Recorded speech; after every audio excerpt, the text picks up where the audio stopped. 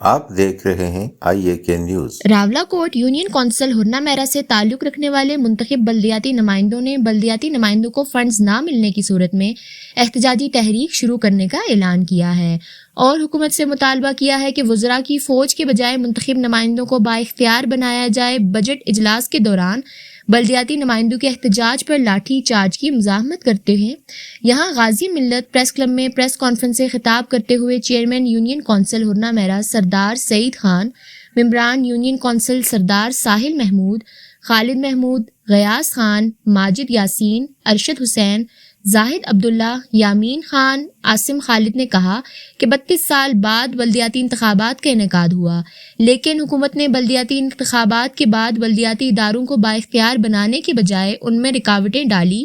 Assembly میں صرف سردار حسن ابراہیم اور خواجہ فاروق احمد نے بلدیاتی اداروں کے فنڈز کی بات کی۔ کسی ممبر اسمبلی نے ان بلدیاتی ممبران کو بااختیار بنانے کی بات نہیں کی، جس سے لگتا ہے کہ حکومت اور سیاسی جماعتیں بلدیاتی نمائندوں کو اختیارات نہیں دینا چاہتے۔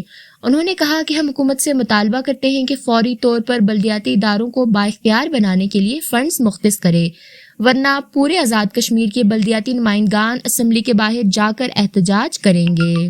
آپ دیکھ رہے ہیں IAK نیوز۔